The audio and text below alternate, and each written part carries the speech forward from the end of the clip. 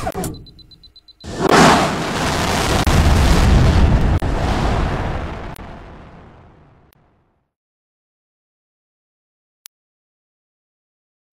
talked, so I know.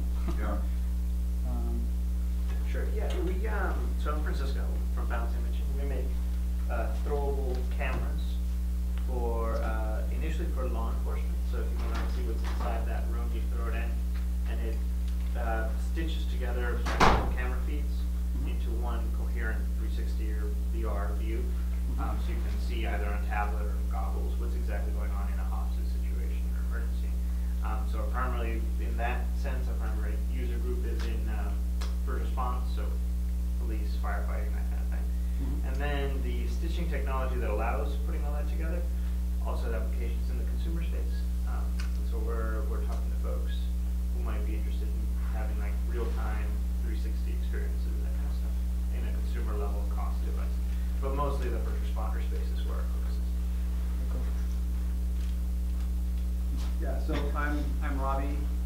We're getting Sysmos, and we have a earthquake early warning system that uses low-cost MEMS sensors to detect ground motion, and then we alert people downstream of an earthquake that an earthquake is about to happen, and it gives you some time to duck and cover and get the kids away from the windows and all that.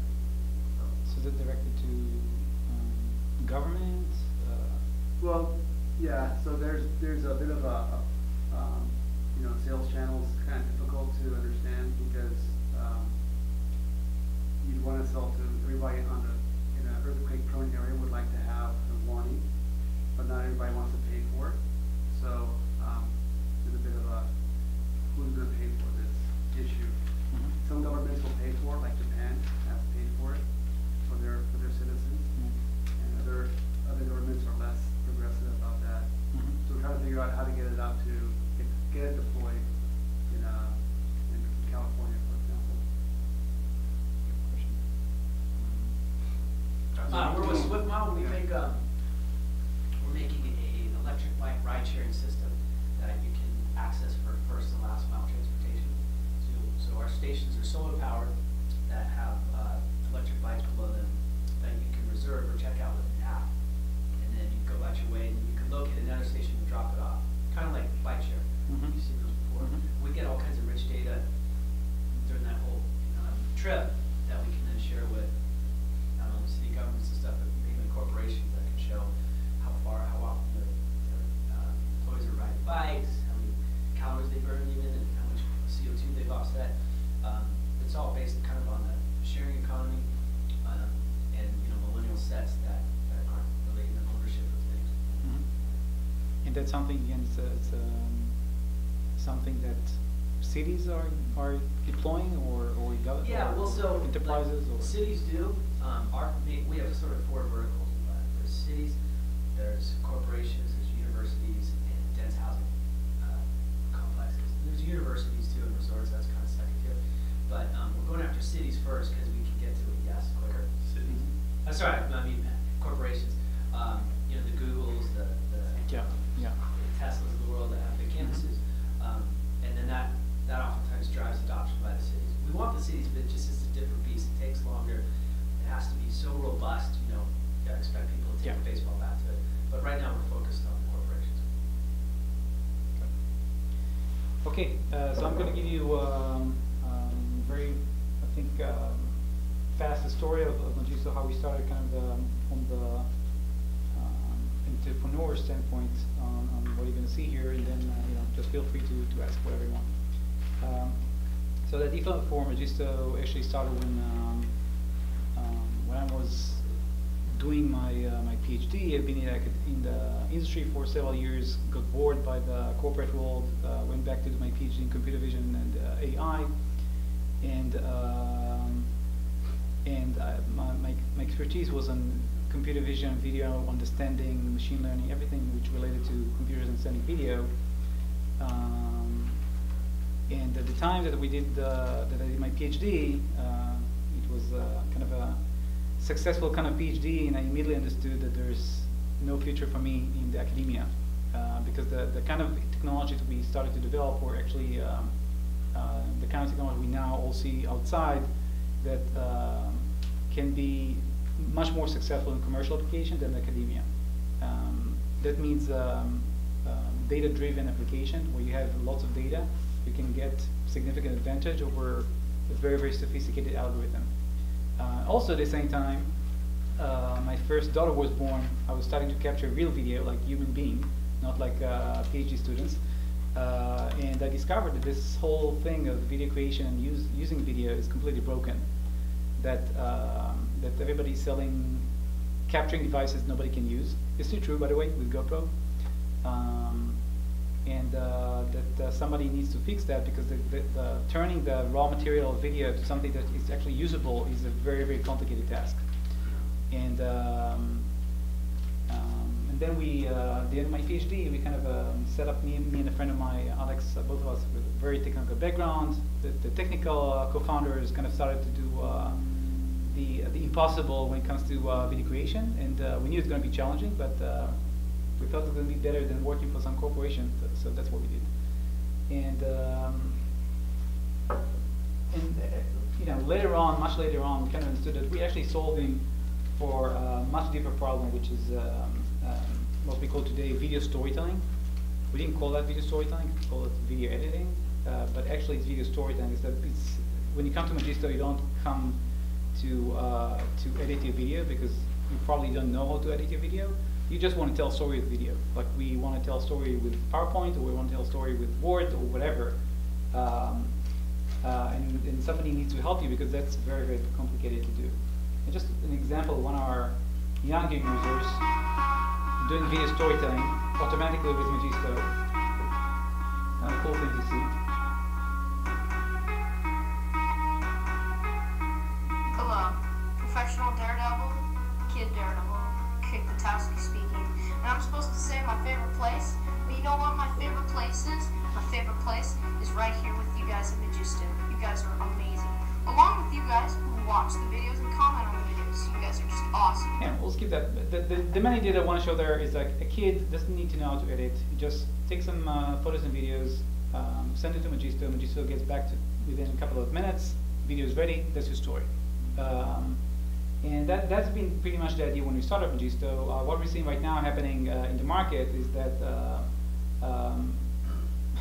video is no longer going to be the future. Video is now the present. And it's actually the present. What we see right now is just the beginning of the inflection point of video. Now it's happening for real. The video is getting to almost all industries we can imagine. We are living in a time that the web itself is on a fast-paced videofication, which means that similar to what we've seen before on web going from desktop to mobile, or web going from textual to visual, a lot of the content is going to move from text and photos to videos. The environment right now is such that video gets a huge unfair advantage, and it's going to increase in time. So we'll see video starting to get verticalized, and if you think about that, video, the kind I'm showing you, video stories are the ones that are optimized for sharing experiences. If I want to share experience, how was it to be in my Airbnb house in Amsterdam, I can tell it with words. I can do some signs with my hands. I can show you a photo. If I show you with video, you feel like you're there. So there's no better way to share experience with video if the video is edited. If the video is not edited, you are just boring me to death. Yeah. That's the difference. It's like the worst kind of media or the best kind of media, depending on what you do with it. We all know this. This has been kind of the driver of Magisto ever since we launched. And what's happening in the recent years is that the bigger players of the market in social media, Facebook and Twitter and others, are starting to move to video. So it's not slow move, it's actually a very, very fast move. 50% of people who use it right now on Facebook is video, which shows a lot of how Facebook is serious in actually doing that. And this is kind of the unfair advantage we're starting to see. So look at this for a second. Hi, my name is Anna. I love everything that has to do with design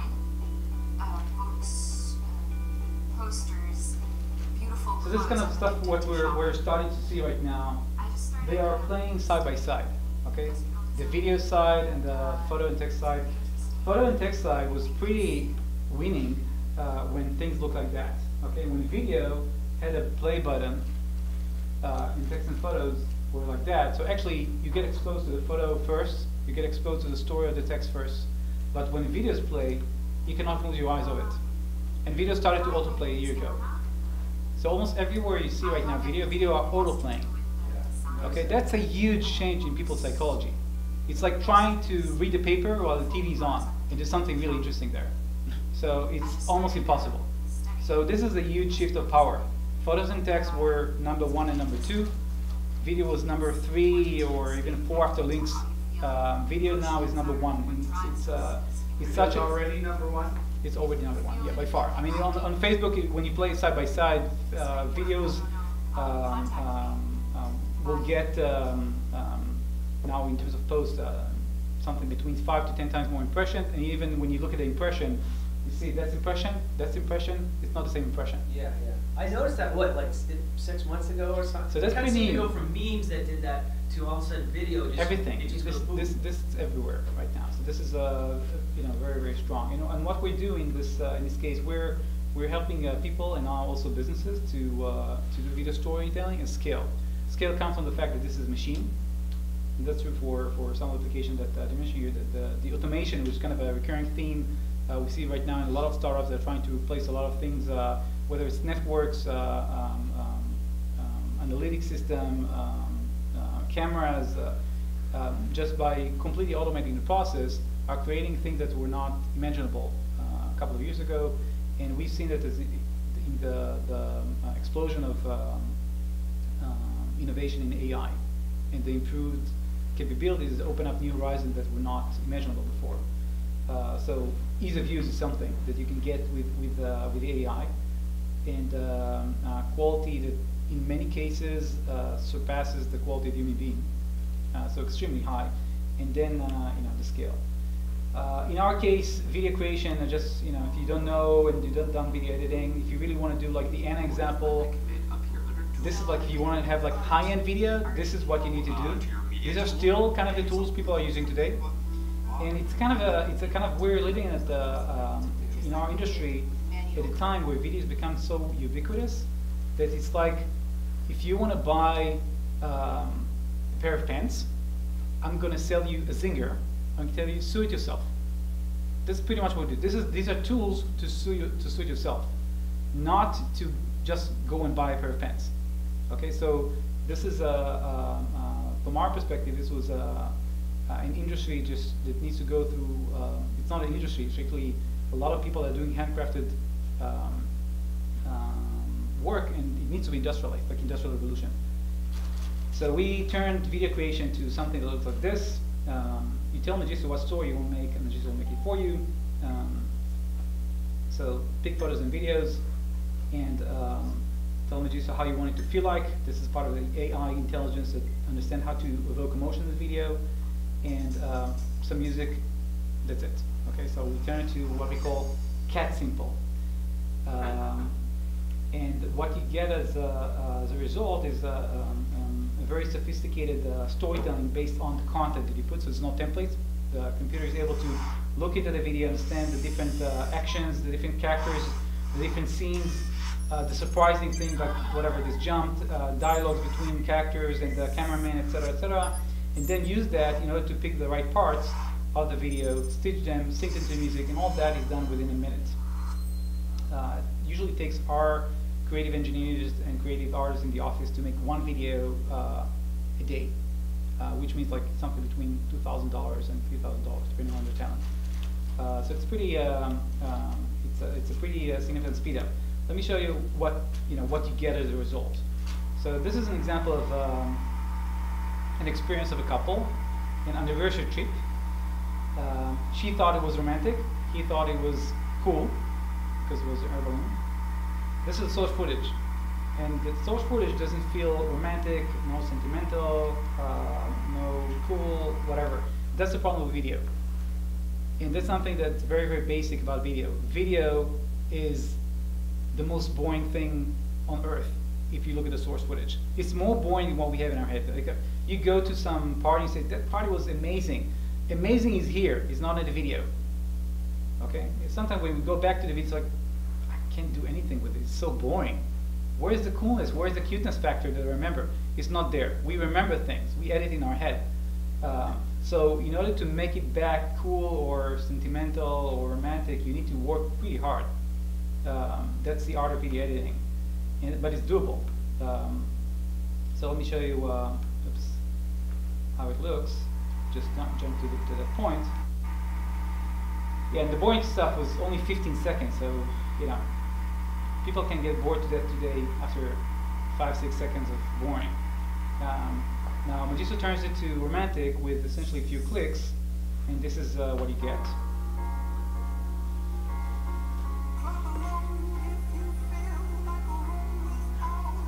So Magisto will actually focus on the kisses and the couples and zoom on them and do the slow motion and sync to the music, etc., etc.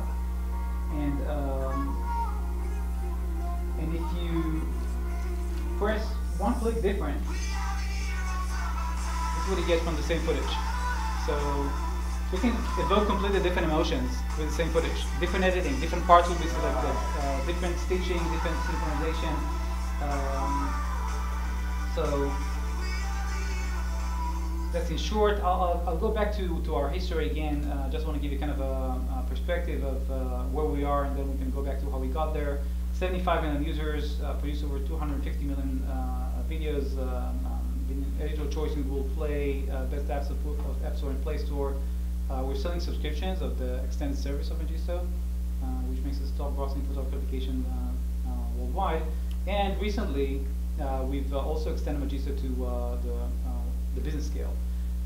So video storytelling for businesses, which you're now seeing is a huge opportunity, much bigger than the consumer right now, because of not just companies like you, but because of pretty much everybody that now using social media, the same social media that we said is kind of starting this whole revolution. They are sitting there every day trying to scratch their head and understand, how do we get to people's attention? Yeah. How do we get noticed, right? And video now gets 10 times more impression for free. So you can pay to promote your photo, or you can just make a video. A video will get you way more attention right now. But at the same time, small businesses, whether they're funded or not funded, find it difficult to spend $2,000 or something like that per video. And even if they do it, it's not scalable. On social media, you need to be there every day, or every couple of days with some video. Otherwise, it doesn't really matter. So that's so we're kind of seeing this interesting what we call spectrum of impact, something that you see from other domains as well, might be relevant for some of you. The crossover between consumer and businesses, right? So you've seen that in the IT world with Skype and Dropbox and Evernote, that and Slack. Slack is different. Slack is directly for businesses, but people start to use something for their own, and then they bring it to work because it's so much more convenient for them. And then the IT people say, well, if you're all using it, let's just take the business version. That's it. Yeah. It's going to cost less and going to be more secure, et cetera, et cetera. So we've seen that right now on our side, that people are starting as consumers, going to prosumers, and then actually say, well, it's just so powerful. We don't have any PowerPoint for video. We might as well use that. And we've seen that, over the last year, as people just starting to use Magisto to sell their houses and cars and market their business, and we said, well, why not give them something that's suitable for businesses? And that something that we launched just a couple of days ago, actually a month ago already, where the intention is to let businesses to turn, the text and photo way of conversation to something that is just as easy to produce as you've seen, but lets them communicate with video and make it as easy. They can do as much as videos as they want, and reducing the costs and barrier of creation to something which is not something you need to think about. Other use cases, real estate, right? Think about.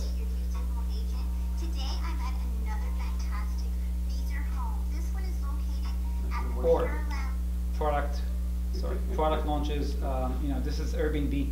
This is how you search for your next experience. This is how you should search for your next experience.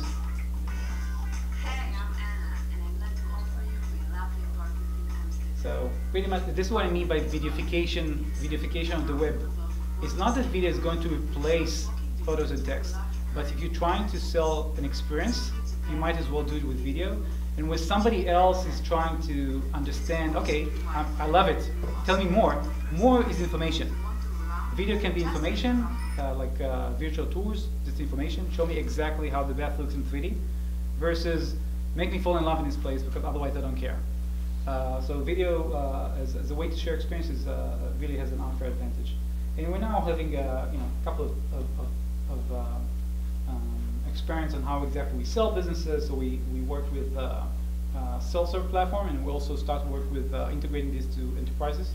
So you kind of mentioned there's consumer play, there's direct to SMB play, and there is a partnership.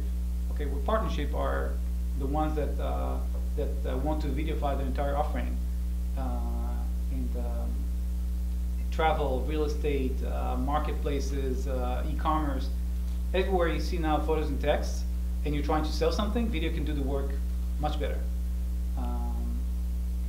So one of the things we needed to do for that, and then we'll go back to kind of history and discussion on that, is we needed to extend the AI. This was something that was important for us to. It's like not admitting defeat, but there's a limit to AI. Of course, there's a limit to AI, but the understanding that AI is we're not video storytelling by AI. AI is just a kind of a tool, a part of our technology that helps people get what they want. And what consumers want from video and what businesses want from video is similar but not the same. And once we understood that, we started to use AI in new and innovative ways, what we call interactive AI. So let's say that Odelia is creating our video profile. It's going to be perfect for her on Etsy. And she likes it, but it's not perfect. Okay, it's 80% there. Again, this is something that was important for us. I think it's important for everybody that's kind of deal with the consumer, enterprise, business play. There are sometimes even if you think about your product as horizontal, there are small things that can completely take your product to different places once you look at the specifics of the requirements that they have. It might be very, very horizontal play, but the differences are sometimes huge. And if you enforce the horizontal nature of your technology, you might lose a lot. You might lose most of the value of your business. Once we understood that this is something that the businesses think about video creation in a different way, we're able to crack it. But it really required that we admit that there's a basis of similarity, but there are also significant differences that we should attend to. So Odelia, that created the video, doesn't like the third scene, and she actually wants to add some captions, and she wants to remove another scene and change the order somewhere, but she doesn't know how to edit video. What do you do? Okay, she still doesn't know how to edit video, but she has her own opinions, and as a business, it's different. As a consumer, it's cool, good enough, share. As a business, if it's not exactly how I want, I prefer not to create it. If there's a mistake there or error or whatever, not good enough. Okay, so different level of reliability. So we need to think about how we can let Odelia still keep it simple, okay, but tweak things or change things. So we invented a new kind of AI, or another layer on top of the AI, which we call Smart Storyboard. And the idea there is that we use the AI to provide a simplified presentation of what we've done. This is kind of the story. And Odelia can now switch the order, add captions, remove things, highlight things, trim things. And this is not the actual editing. The actual dependencies among the synchronization, the audio, the order is something very, very complicated. But the fact that we have an AI means that we can kind of fake it, so it's going to be easy for her to understand what the story looks like. She'll be able to amend it as if she's actually doing video editing, the AI is going to be smart enough to understand what you want to do, and will actually do it in the real editing. Okay, so that's another. It's kind of it's an extension of the product which we want to put inside. But actually, this is something that only once we understood kind of the different needs, we're able to nail it. And this is completely different. I mean, for business perspective, the other one was no-go, and this is awesome. So is that live now? Yeah. Yeah, like you said, like a month ago. Yeah, a month ago we And is launched that it. in the business, the premium? Yeah, that's one of the converting features to go to business. But there's others. I mean, there's commercial content and the type of licensing that you can use, music that you can use for commercial licensing, adding your logo, longer videos, etc., etc. So other features that are active for businesses. Now I want to go back because this is like look like okay. So I asked you, are you a business or enterprise or consumer? And kind of hey, we're all over the place. And I think that between the different markets that you mentioned, sometimes you need to understand that there's little that you can do as a startup to at the beginning to find exactly the right market for you, and it's better that you start somewhere and actually dig in and use that understanding to go to other places and extend from there than trying to do everything at the same time. Because as a startup, we thought about this business thing for years. We started in 2010. We've seen the business users then, but we couldn't do it. We understood we're just unable to pursue more than one direction at a time. And I think that the disruption that's happening right now in the market is what creates the demand for video. So if we bet on it then, we might have been right, but we've been right and dead. Being on the consumer is what able to us to grow to 75 million users and fund the company, et cetera, and grow to this point. So sometimes, and I think you see that in many cases, that the initial markets that companies bet on, in retrospect might seem genius. Wow, what a story! They started from that only to get to here. This was a strategy. They started from that because it was probably easy for them. This is what they understood. This is where they had information. And then there's much bigger. Opportunity, for instance, for Facebook outside colleges and universities. Mark Zuckerberg, at the same time when Facebook started to explode, was still working on another project. He was sure that Facebook was going to fail. So he actually worked on another company on the side. And only when the signs were overwhelming, he came back to Facebook. So it's not when you're, in retrospect, looks perfect story, but when you're there, at the moment you really don't know which one of the markets that you use, or the use cases that you mentioned, the consumer use cases, or the enterprise with government, or they can take you to completely different companies. You should probably start where it's going to be easier for you to get some success, to get some funding, and grow further, and learn more and improve the product market fit, understanding that in this search process the product will change and the market will change. So probably the initial product and the initial market are wrong with most cases, unless you go, you see a clear problem and you say, I just have a better way to do exactly this, okay, which means that you're on the existing market, which means that you have existing incumbents in the market, which means that you have very small chance of succeeding unless you get lots of funding and attack them, directly. So these are different kinds of market. If you've not read the Steve Blank 4 Steps to the Epiphany, it's one of the worst written books I know, but it's one of the best for businesses. It's almost like a must. One of the worst written? The worst. It's like an academic book, unreadable, but it's really essential. What's the name? 4 Steps to the Epiphany. Steve Blank is kind of the father of a customer development methodology, which is now extended to Agile and Lean Startup as a movement. But I think that Steve Blank and 4 Steps to the Epiphany still, even with all the buzz around Lean Startups and everything, Steve Blank is the deepest level of understanding and the theory of how to make things successful. it's very rigorous. It's very process driven. It's yeah, it's one of the books I warmly recommend. I still go back to this book again and again and again. I find some new wisdom there every day, like new and not obvious wisdom. And Steve Blank is a business lecturer in Harvard, but in Stanford, sorry, but at the same time he's a serial entrepreneur. So he's done it several times. So he's not like the academia kind of person. He actually knows what he's speaking about. Do you know him? Hmm? You know him? I met with him twice actually. He's very, very seasoned as an entrepreneur, but also understands a lot of entrepreneurs are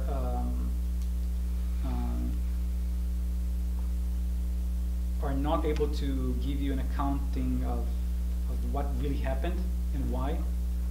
He really thought about why things work and why they don't, and they advise lots of companies during stuff. So again, I think that there's the theory that came and kind of started to grow on top of this theory is I think in Silicon Valley pretty much changed the world. Lean startup is, I don't know, a lot of startups today that are not growing as lean. And if they don't, probably the first VCs that will see them will tell them, if you don't go lean, we don't invest. In terms of the methodology, in terms of how you develop a product market fit, et cetera, et cetera. So that's one thing to think about. Another thing that I wanted to mention in that regard is on the initial phase that it seems that most of you are right now.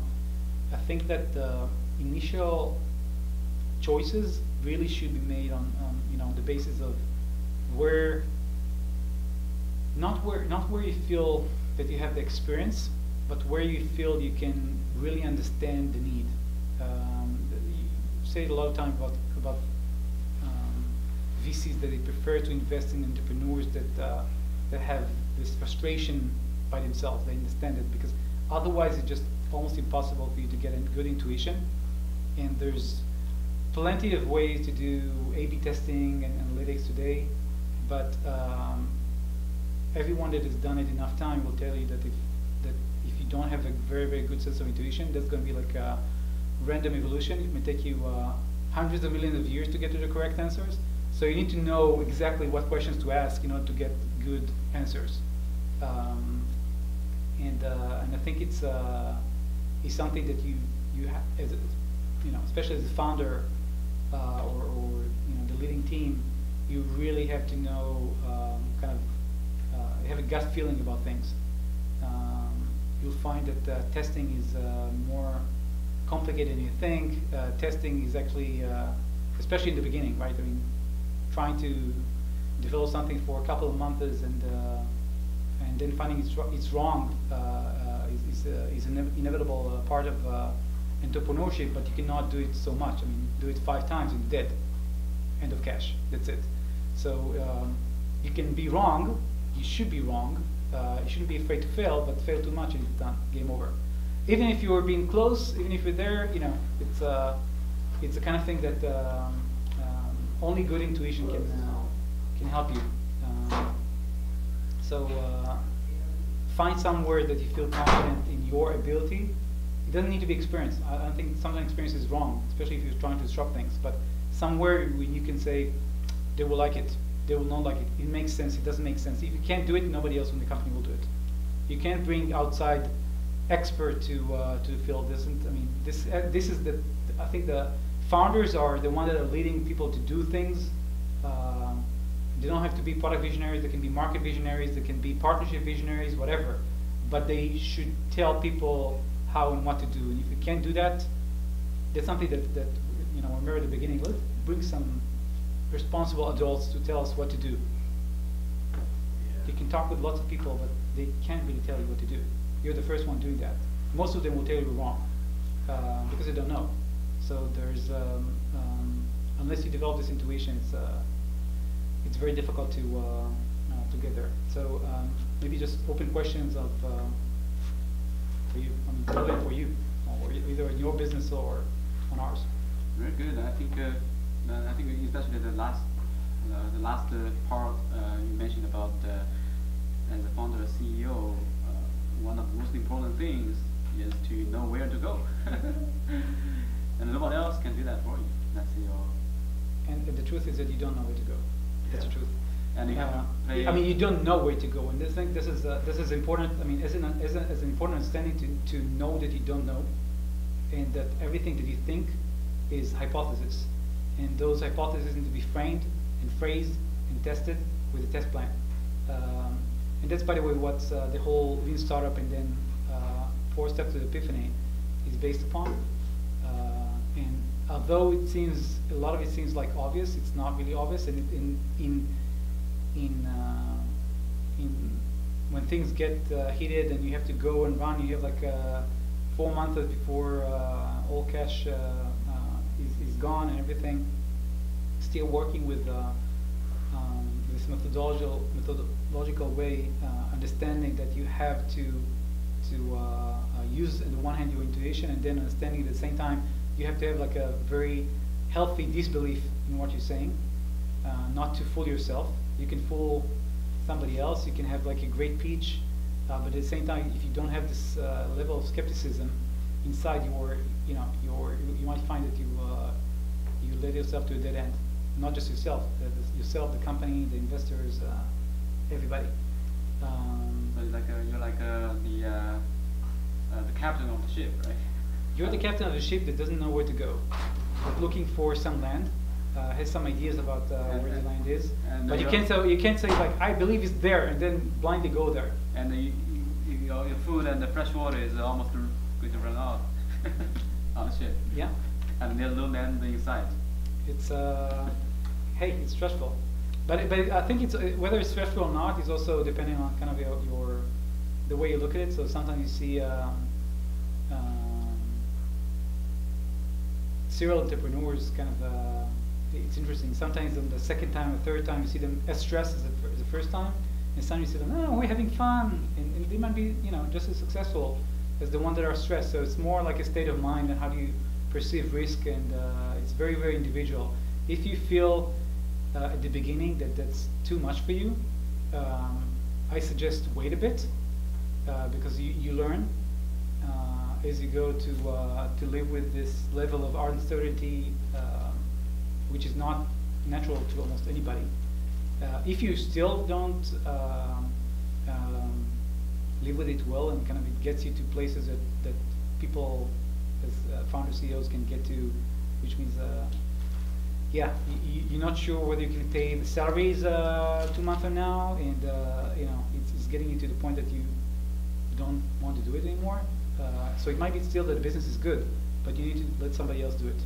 It might be the founder. It might be a reason to bring another founder. If you if you don't want to do it, because the truth is that it just gets worse. In terms of uncertainties, it's not like you're getting to a point where we're done. I mean, we're over all the problem, and now we're just kind of cruising to the sunset, and that's it. It's not how it looks inside. So the question along those lines, you started off with you and another co-founder. Yeah. Do you do mostly development? Do you hire people in-house, or do you farm it out to overseas, or how did you kind of build your team? Yeah. So we've been both of us have been in Israel, and we used our own network to start a company. And in fact, we started from a very strong technology standpoint, so we're able to go from me and Alex thinking about the problem, creating the first technology, actually selling the first technology, not selling, actually licensing. So we got revenue, so we can bootstrap the company, and we bootstrapped it for almost a year. And then we were able to pay salaries from what we earned, which was very, very difficult. It was just 2009, so 2009 there was not a lot to talk about, a lot of investment then, the beginning. And we used that in order to learn and develop the technology. But the moment we could, which is 2010, when VCs started to think about investing again, we started to get VC funding in order to run faster. Your team is all in-house, or do you? So no, I mean, when we started, it was all in-house, but we quickly learned that that for our kind of business, it was crucial to get talent related to video creatives and video editors and the kind of stuff that you don't really know how to even handle in high tech. Okay, they're not programmers, they're not. How do you incentivize them? How do they work? So we kind of worked with them, the videos freelancers. We kind of got them inside. We started to learn how to work together, and then sometimes we use outside resources. Sometimes we see, well, they're so good, let's just bring them in. We bought companies over time when we work with them, and I think it's something that that my guide over this was just try small and see what works. So we started to work with some, for instance, when we started to work on Android, we didn't have time or talent enough in Israel back at the time for Android developers. So we had great iOS developers, no Android developers in Israel that were good enough and updated in everything in Android. So we took another team in Ukraine and said, let's see how it works. 2 months later, we've seen that they're awesome. We've grown and grown and grown out. One of the biggest teams we have right now is in Ukraine. They're kind of outsourcing, but very organic team in the company. So and some things we tried didn't work as well. We tried to work with creative companies to take some of the themes and styles and to take and think about that, and we found that they cannot really adapt to our way of thinking, which was essential for Magisto. We tried to bend over their direction, or we tried to see whether they bend our direction. It didn't work out, so we have to bring talent inside. If you can outsource and create less commitment for most type of things at the beginning, it's good. But also you need to think about the fact that actually those temporary decisions tend to be forever. So you really, I mean, what you need to have like a very strong discipline in terms of trying it and cutting it if it doesn't work. Really, the beginning, because once you get like 2 or 3 people working for you, it's kind of a small startup. That's a substantial part of your team or your code or whatever. Changing that afterwards is going to be painful. So we kind of tried both. So you say percentage-wise, most of your staff stuff is on in-house? Yeah, we're 50 people. So 50 people, and then if you look at the other people we work with, probably 70. So I mean, 20 more people that are kind of outside the company, not really in-house. I mean, and then that developer-wise, what is that? So I think that 80% of the company is developer / product / And they're in Israel?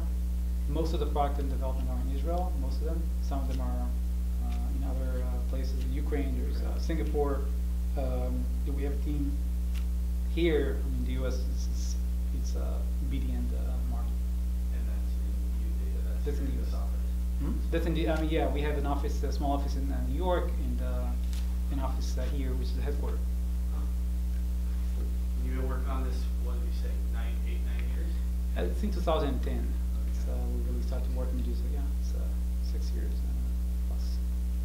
I was at a start. It's funny because I was at a startup there were a crowdsourcing company that was called Cloud. It changed to a company called Servio, and they tried to do this, but it failed miserably because I mean, obviously, look how long it took you to get to where you are.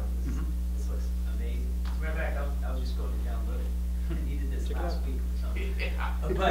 But what they were trying to do is they would send, so you'd stitch all your pictures together and then email it to them, and they had this crowd that was talented in ways of editing stuff, and then they would put a storyboard stitched together, but they just used the Ken Burns effect. So it'd be a picture and then fade out and then fade in. But the numbers never added up. I mean, it was impossible to do, like, so they canned that project.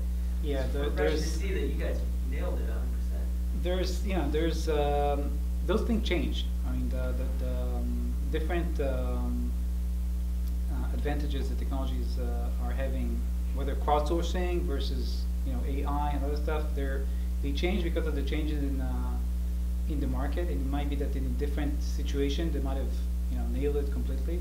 Yeah. and it might be that this will still be, somebody else with that kind of technology can still nail it. I mean, we think that in the future you can gain from both things, right? I mean, so what we're doing right now with the AI, the fact that we have interactive AI, actually means that you can gain by having some human control. But if the human is actually working on Adobe Premiere, it's going to take them days to work. Still, it's the same people we have, the same humans, very talented one we have in the office. We know how much time it takes them, money. But using our tools, we actually simplify to the point that everybody can do it. Now it's actually very simple. So it doesn't mean that the AI is one here versus the crowdsourcing. It might be something in the mix, and these are things that are constantly changing for you or against you. Same with your technology. These are like the kind of changes that is in our fast-paced world. A lot of the changes that will be adversely to your business might not come from your business at all.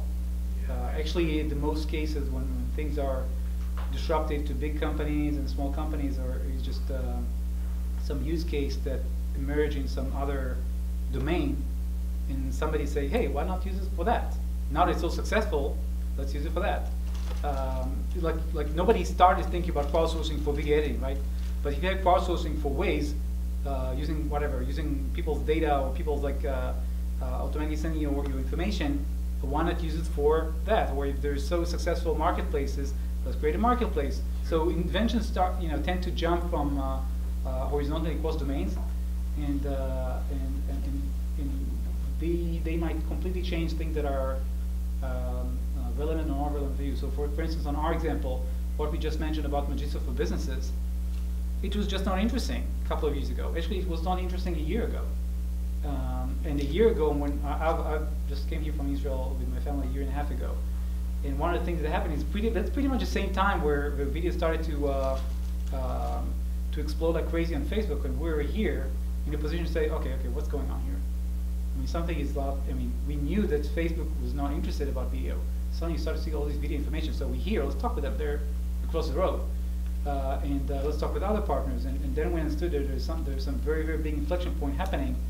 And half a year later, you start to read about it in the papers.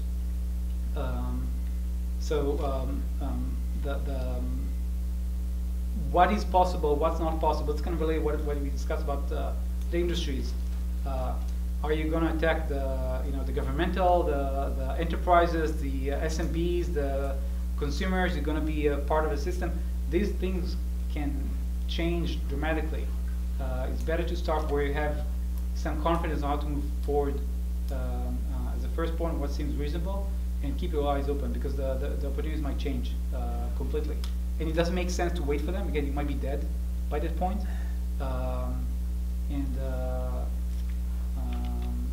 Startups are, or the ones that survive, are usually very, very agile. So on that note, like you say, video is obviously exploding.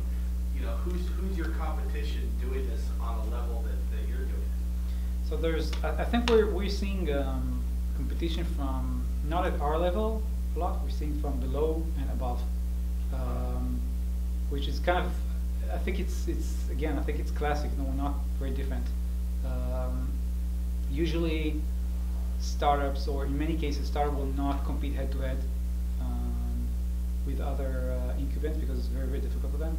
Or they just have something like, this is a huge idea and a huge potential, and then you get funding which is reasonable for that kind of for this kind of fight or battle. But usually startups try to find the notions you raise here sound like a niche that can grow to become something big, and whether it becomes something big or not, it's also a function of the market development, right? I mean, if you have the greatest product but the market does not develop, bad luck, right? So there's we're seeing right now, for instance, the market development such that video is on the last year and a half is exploding for a different use case that we created Magisto for. We created Magisto for keepsakes. We see video exploding among teenagers right now, but for a completely different use case. This is disposable video for communication. They don't care about quality. There's no reason for them to edit. Actually, the video is going to self-destruct in 6 seconds. So who cares?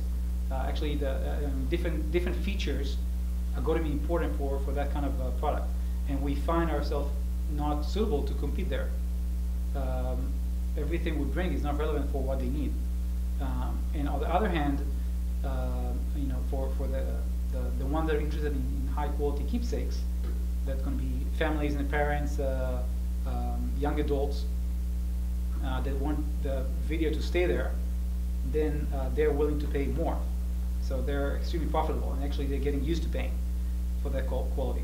On the other hand, we're seeing that the technology improvement is kind of the technology improvement curve is such that we have got to a position where we can create video in extremely high quality for businesses. So this means that we can go up market or extend ourselves up market, which is exactly what we've done.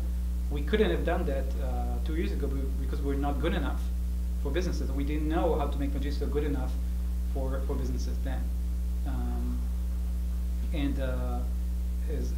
As the technology improves and improves, we think that we can get even higher end video creation to the point that this is the kind of video that our reporter will show in broadcast news because it's going to be so good with so fast. So it's a kind of, if they have like a day to create it, they'll create it in their studio. But if they want to have something now, we can help them create it like really now with extremely high quality. And this is where the spectrum of impact goes on and on and on. But at the same time you're going up, you're not only the only one going up, also the one below you go up. That's kind of the disruption of innovation that always happens. So what I'm saying is like this is like an ongoing change where you need to understand who threatens you in terms of other technologies that might not threaten you today.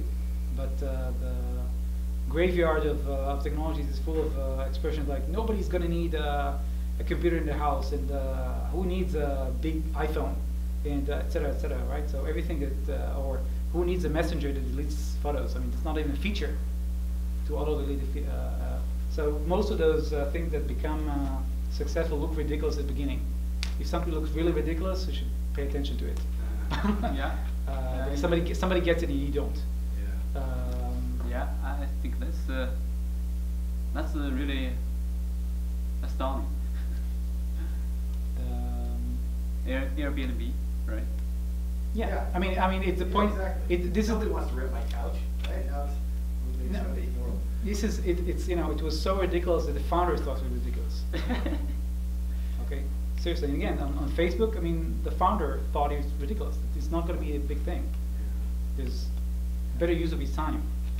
At the same time, it's like it's again, in retrospect, looks everything. We have a tendency as humans to, we're great storytellers of the past. That makes it like as if it was the way it's happening, but it's not. And a lot of the things that almost everything that that you see as a huge success was kind of a chaotic, random, negligible thing that happened in the beginning.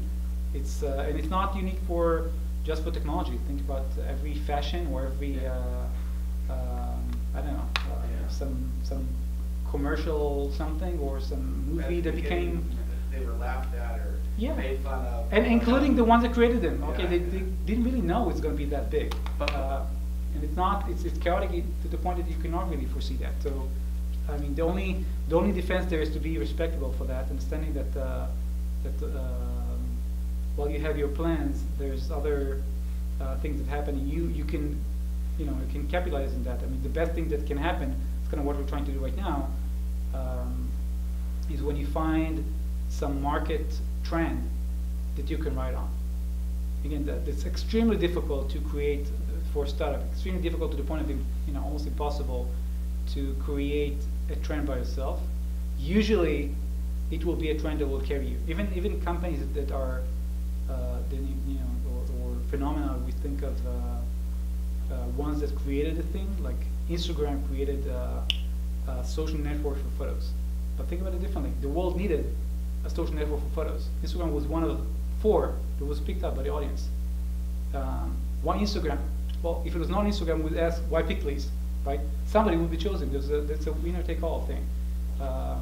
And sometimes minute differences might change it, and a lot of luck and random stuff. So if you're able to maneuver yourself, and in that sense, you need to think about yourself broadly, not narrowly, to a point where you see this is exploding, then you know it completely changes the way you're being perceived, how investors perceive you. And this is why you see all those ridiculous investments on, you know, yesterday it was still today, cybersecurity, and then you see like in surplus. It's the same as the stock market, right? Everybody's going to invest in that. Everybody's going to invest in that. It's Herd mentality. herd mentality is yeah, it's a human thing. You cannot avoid it.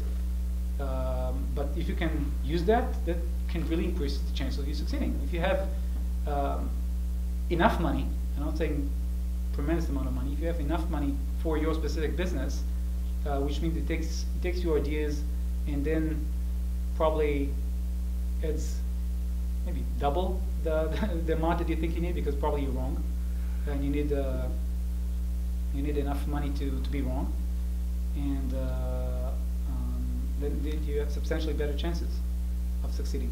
Something else is a kind of a something that we've been avoiding, and I think it's still, well, time will tell, but I think it's still better not to take too much money. There's a range of how much money you take. There's especially in the beginning of the company, where if you take either two dilutive rounds, that let's take huge amount of money, but you're too diluted at the beginning, it's impossible to change afterwards. And it's you might get to a point that if the round is too dilutive to founders and team, and in 2 rounds it will be like, wait a minute. I mean, why work for our investors when we can work for Google? Then it will be clear that you kind of created a cap for the company. Actually, the companies that were being able to grow needed the founding team to have enough stake. And sometimes VC will not want to invest in you if they see that founders are not incentivized enough. They say, you know what, figure this out with your angel investor. Come back when you have a better cap table or idea of a cap table. So this is the other way around. And sometimes I think that too much money makes you be dumb. We're actually seeing some of our competitors in our space take too much money in ridiculous valuations, and it pretty much killed them. It killed them because once you get that level of money too early on, I mean, it was based on some initial trend of success that turned out to be a fad, and now what you have is VCs with huge expectations, lots of money, and no idea what to do with it. That is, and usually what you see is that in the course of a year, there's no more company. Somebody starts to sue somebody, the metrics inside look horrendous, and there's no way out. So you have lots of money, expectations are huge, there's no way to get there. And it might be that if you've taken only a fraction of that money, those were good companies with good products. They just killed themselves with too much money. So there's fine line. I mean, it's not actually not a fine line. It was a kind of ridiculous valuations where it was clear it was crazy, but they say, if it's going to be YouTube, we win. If it's not, we're dead. Okay, so we're dead. So depending whether you're willing to do this kind of gamble. Yeah, gamble. So that's a very interesting perspective. I never heard that too much money will kill a company. We've seen it several times. Yeah, that's very fresh. I always see the advice from the opposite side. I'm saying there is a fine line, okay? So it's like What's an example? What's an example of the too much money? So we can give you several examples in our market, but there's first Webpan, yeah, was one of the crazy examples where it was getting ridiculous, but there's so many. So many, okay. There's color Color, you forget them. It was an amazing team. They got like the best of the best for started with no idea. They raised like 50 million on first round with general idea on what they want to do with it, and lots of expectations, lots of buzz. With a K. Color, no, with C. There's another company. It's amazing because everybody talking about it. Everybody, like 2.5 years ago, nobody remembers. Like did nothing. We have VD also in our space that got some initial traction and then imploded when that traction disappeared and raised 38 million over $300 million valuation, which means that again, if you're not on Instagram, you're done. And it was clear it's not going to be Instagram, so they were done. But they were a good company. If they not raised that much, they've probably been successful. One from Israel, Better Offer. Better Place. Better Place is crazy. Yeah, Better Place. Better Place is. Better Place. Yeah, Better Place. Better Place is also kind of an example of many other marketing failure by a serial entrepreneur. The one that done sat before, and again, there's many cases of that. I mean, there's one quote by Steve Wozniak that that was the co-founder of Apple. He was asking him why you were so successful at the time while others were not, and he said, I think that the two most important attributes of our success was that we didn't have enough money and that we didn't know what to do. So it's being being naive enough is important, because you really knew what's going. If you look at retrospect, if you really knew what you're going to face with, you probably go, okay, I'm going back to the corporate. And it keeps you fresh. And so I'm saying that experience is sometimes bad for entrepreneurship. If you have like too much experience, you come with an encumbrance of how things are being done, and a lot of startups are successful because they do things differently.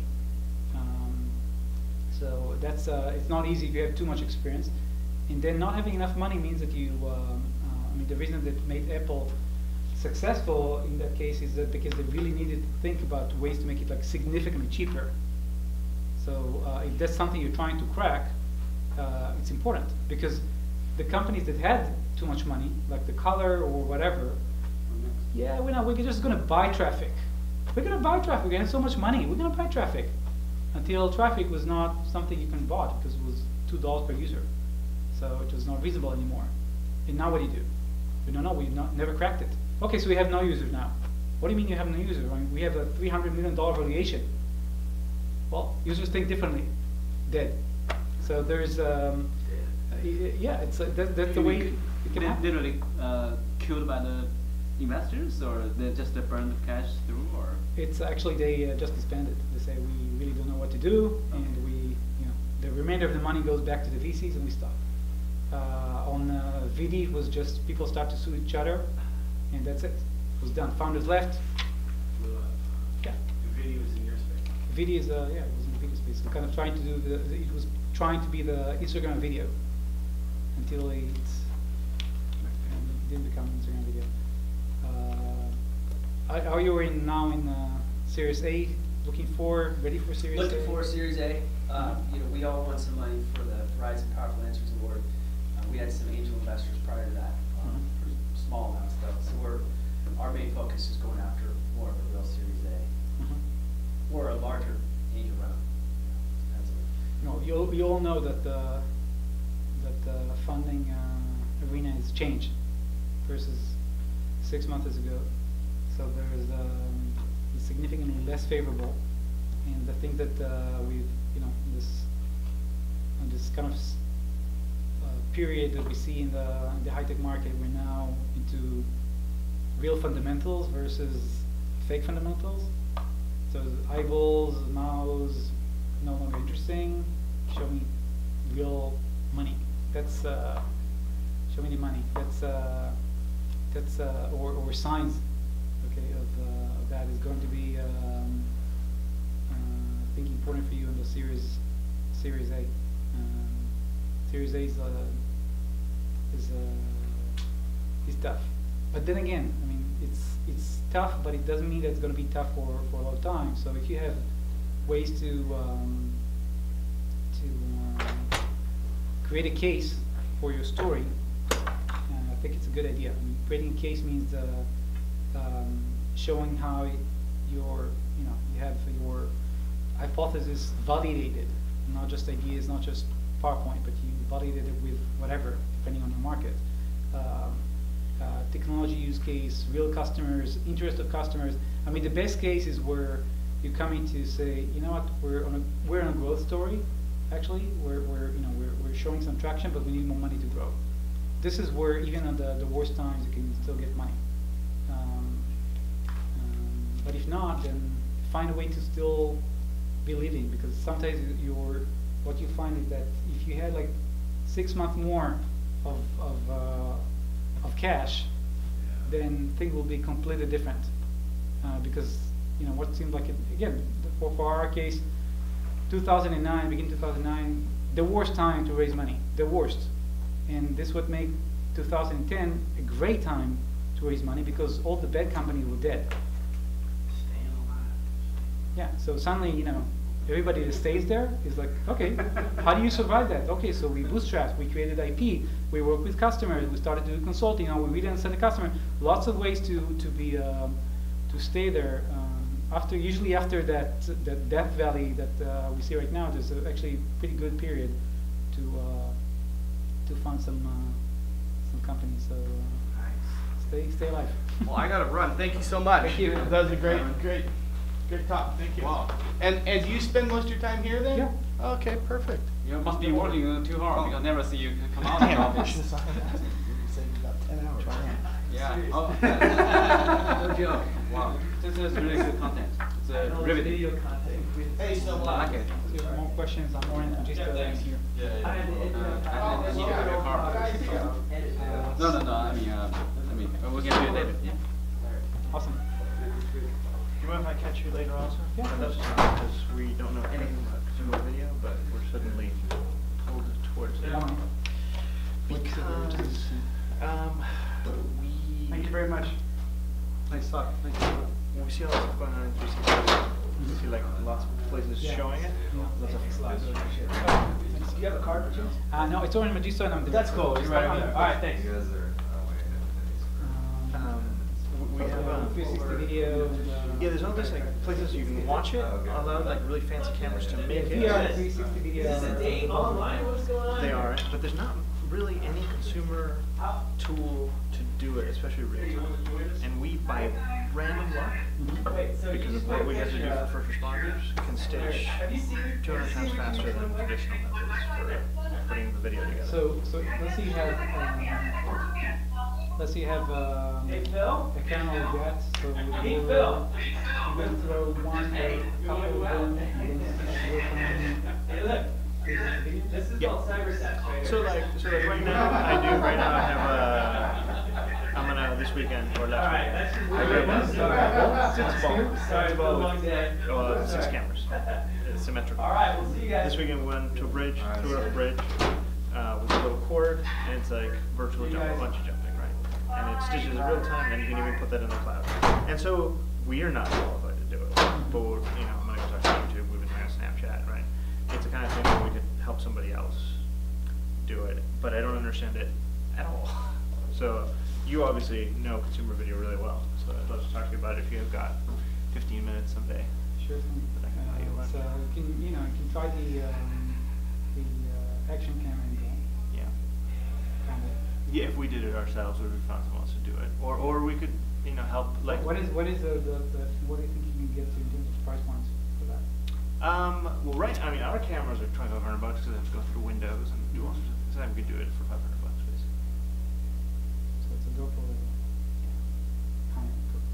Yeah, high-end GoPro, Omni, which we know that they're working on too, right? Because they bought color, with a K, for that. But what are you trying to do with it?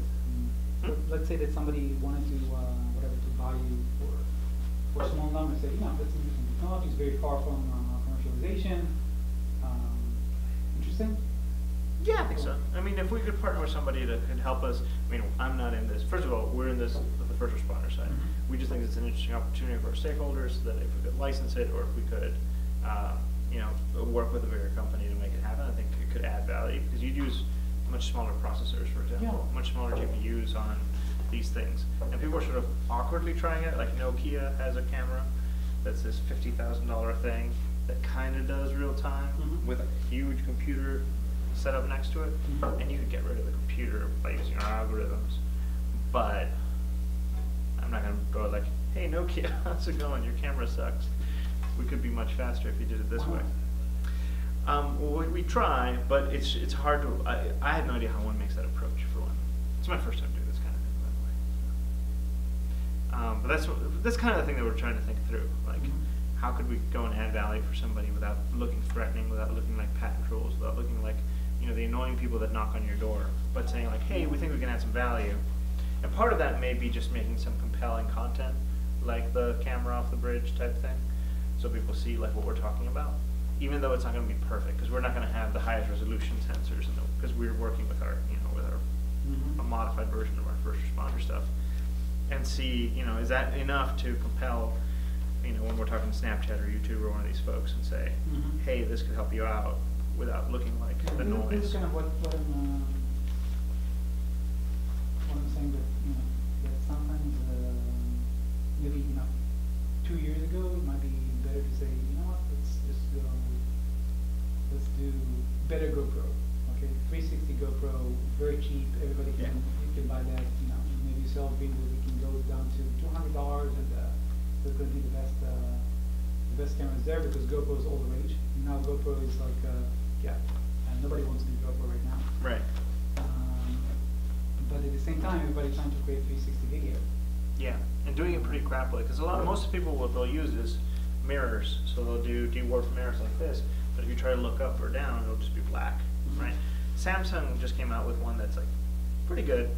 It only does that for, you know, if you're right here, you'll get really weird effects, but for most things, it'll look pretty good. So there are people coming out with them, but they are using way too much horsepower and way too much battery life than they need to, way more than they need to. If you were in computer vision stuff, basically we get rid of the feature point matching. So that's how we get rid of a lot of cycles. But I can bug you about this later. I was Sure. I was No, so, you know, seeing if it would be okay to get on your calendar and talk about it a bit. It's the kind of thing that probably, if you know, if you talk to me like again a year ago, I would think completely different thing than what I see right now. Oh, totally, yeah. But there's definitely a lot of interest in 360 video. And if you can find, but again, I think that consumers will probably going to be the most challenging market for you right now. Yeah. Right now. Yeah. Maybe not true a year from now, but right now it's going to be challenging for investors, for every perspective. Just try to find like this is a lot of money for something that everybody sees right now. It's being commoditized very fast. But it might be that you can find some other market that you can sell to directly right now. Which is what we do right now. We do law enforcement and first responder stuff. That's what we do. How's it going? Is it difficult? It's tough, yeah. It's a tough market. Yeah, mostly I just need bodies. I haven't been able to find good sales folks. I'm hiring right now. Because like when I send this to a department, $2,500 for the fancy one. $500 for the fancy one, which sounds like a lot, but it's what they spend on like a nice taser. So it's a fraction of what they spend on robots. So like, but I'll send this unit to a department. They'll be like, oh great, it's nice, and they'll buy it, right? But I literally just don't have enough humans to go. Yeah, well, if you get some early success, then you can use the money to get some. Yeah, and we just got a bunch of money from Verizon. We were one of the $1 million winners, so we've got some breathing room. But I can check now. thanks for your time. All right, thanks for coming. Great to have you. Thanks, Kevin. Yeah, no problem. So tomorrow we are pitching. Yeah, it looks like it. Any surprise guests? You know what? Based on last week,